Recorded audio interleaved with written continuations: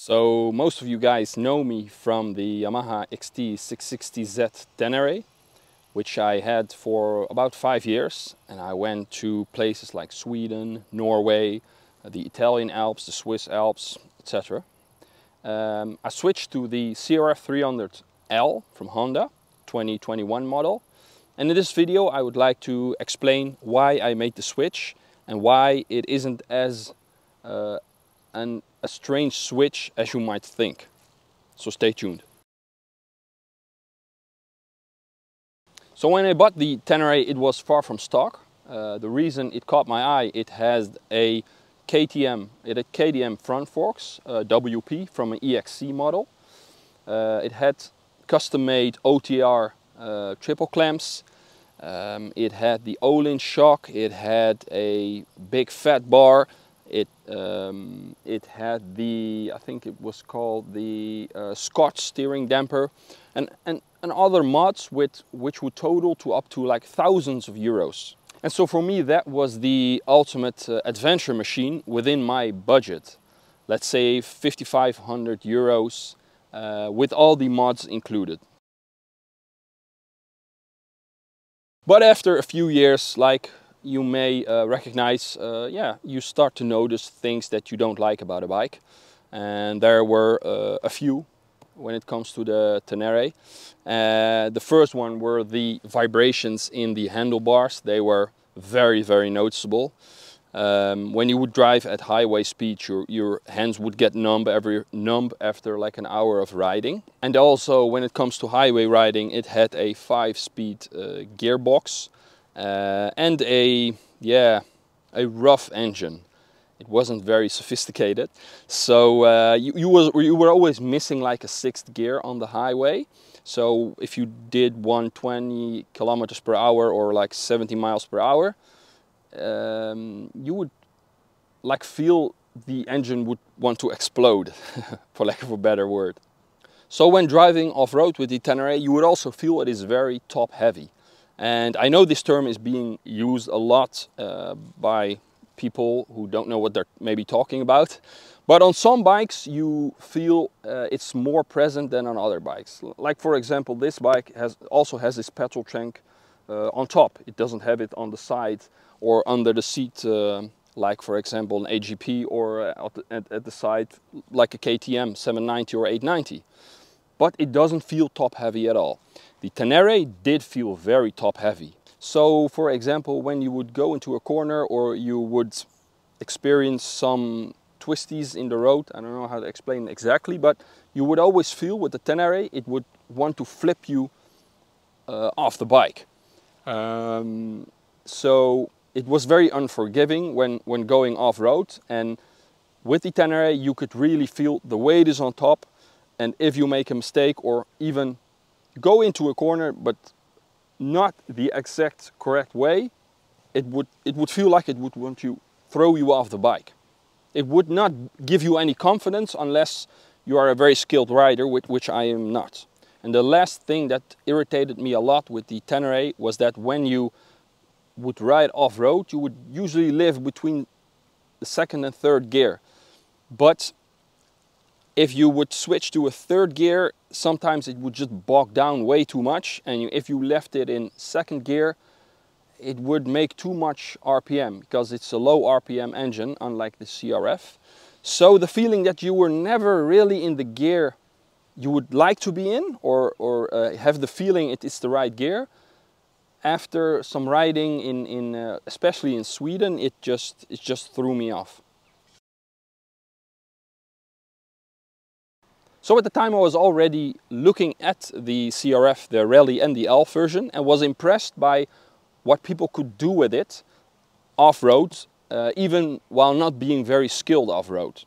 And because of inflation and the COVID, I was able to sell my Tenere for a very good price, 100 euros below the price I paid for it.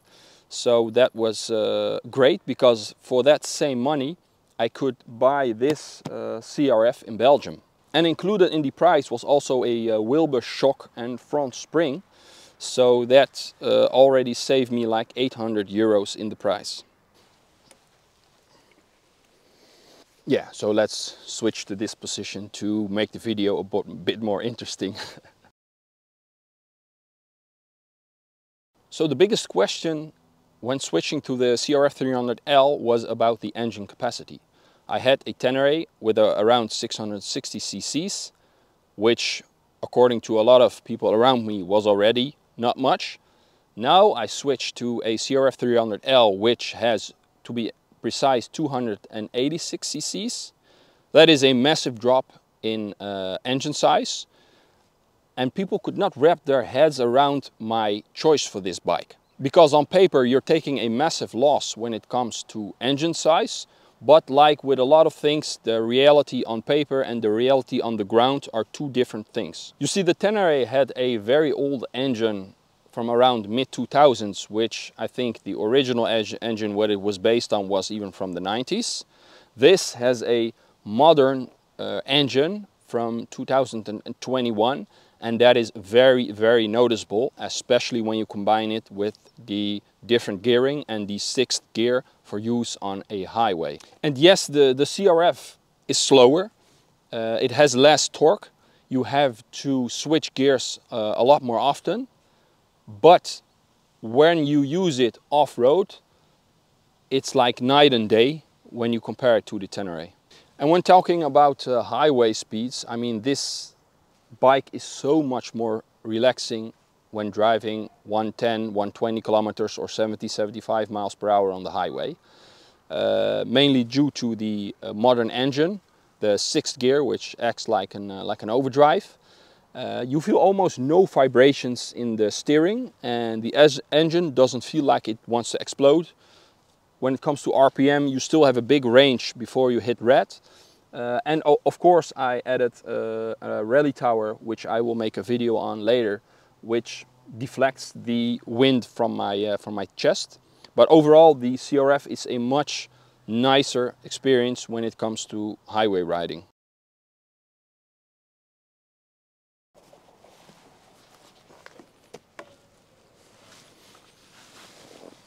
I have to read my script. So when it comes to off-road riding, that is where you really, or I really feel the difference compared to the Tenere 660.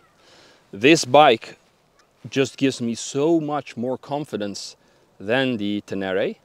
When I encounter a lot of loose sand, which off-road riding in Netherlands consists mainly of loose sand, you just feel the bike is so much more relaxed. Even without having a steering damper, which I did have in the Tenere, it gives me the confidence to just rev on and fix my problems with speed, so to say.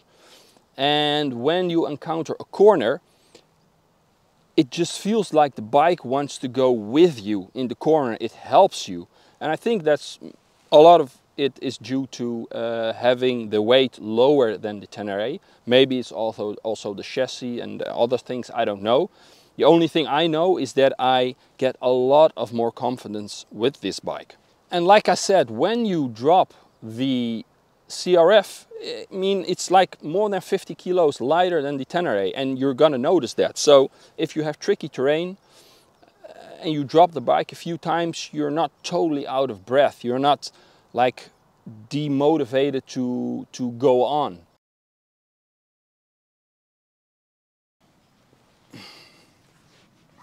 So concluding, on paper, my switch to the CRF from the Tenere 660 looked a bit odd to some if you just looked at engine size, but for me it was a very logical upgrade.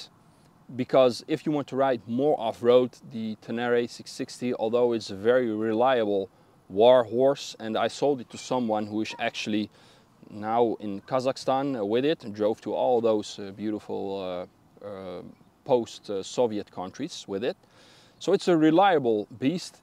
I modded it and I think it looked beautiful, but the engine characters did not fit my ride of styling, mainly going more off-road. So a switch to the CRF was a very logical choice for me. So you could ask, okay, would I have chosen this bike when I would have more money to spend? Maybe, but then maybe not, because I want to experience off-road riding as a very mediocre novice rider.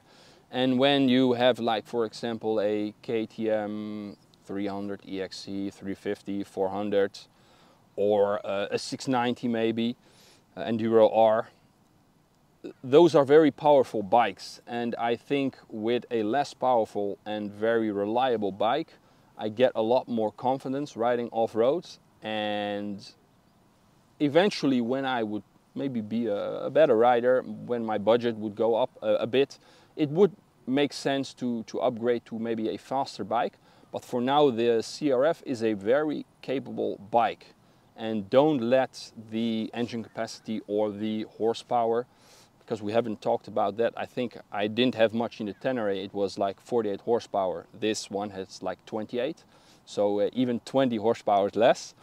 But if you see the capabilities, or you experience the capabilities of the CRF300 off-road, I think it's not necessary to spend so much more money on more beautiful KTMs or other brands, while this bike, especially for people with limited skills, could do just as much or more. So I hope this video gave you some insights into my switch to the CRF300L.